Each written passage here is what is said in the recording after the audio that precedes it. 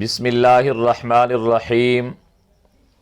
سوال ہوتا ہے کہ اہل سنت والجماعت احناف نماز جنازہ کے اندر فاتحہ کیوں نہیں پڑھتے؟ تو اس کا جواب یہ ہے کہ نماز جنازہ دعا ہے۔ دعا کا طریقہ یہ ہے کہ پہلے اللہ کی حمد و ثنا، اس کے بعد درود شریف، اس کے بعد دعا کی جائے۔ اس کے اندر قرأت نہیں ہوتی۔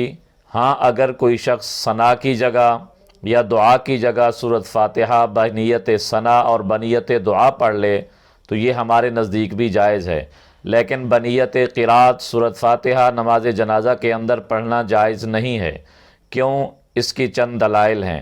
نمبر 1، موطا امام مالک جو اللہ کی کتاب قرآن مجید کے بعد روئے زمین پر سب سے صحیح ترین کتاب ہے، اس کے صفحہ نمبر 209 پر حضرت ابو ہریرہ رضی اللہ تعالی عنہ نے نماز جنازہ کا طریقہ ارشاد فرمایا کہ میں میت والے گھر سے جنازے کے ساتھ ہو لیتا ہوں۔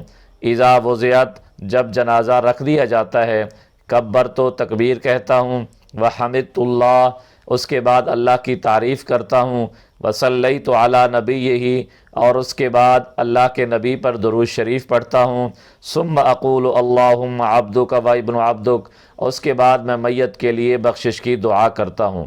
تو اس کے اندر بھی حضرت ابو ہریرہ رضی اللہ تعالیٰ عنہ نے قرأت قرآن اور فاتحہ کا کوئی ذکر نہیں کیا، بلکہ چونکہ یہ دعا ہے اس لیے اس کا ذکر فرمایا۔ اسی کے ہی صفحہ نمبر 210 پر موطا امام مالک کے اندر صفحہ نمبر 210 پر اس کے بعد امام مالک رحمۃ اللہ علیہ نے صاف صراحتاً سیدنا عبداللہ ابن عمر رضی اللہ تعالی عنہ کا عمل نقل کیا ہے۔ فرماتے ہیں کہ امام نافع سے روایت ہے ان عبداللہ ابن عمر، کہ حضرت عبداللہ ابن عمر رضی اللہ تعالیٰ عنہ کان لا یقرأ فی الصلاۃ علی الجنازہ، وہ نماز جنازہ کے اندر قرآن کی قرأت نہیں کیا کرتے تھے۔ تو سورۃ فاتحہ بھی قرأت ہے، اور حضرت عبداللہ ابن عمر نماز جنازہ کے اندر قرأت بھی نہیں کرتے، اور حضرت ابو ہریرہ رضی اللہ تعالیٰ عنہ نے جو نماز جنازہ کا طریقہ ارشاد فرمایا اس میں بھی فاتحہ اور قرأت قرآن کا کوئی تذکرہ نہیں کیا، بلکہ فرمایا پہلے اللہ کی تعریف، اس کے بعد درود، اس کے بعد دعا۔ یہی ہم اہل سنت والجماعت کا طریقہ ہے، اسی کے مطابق ہم نماز جنازہ پڑھتے ہیں۔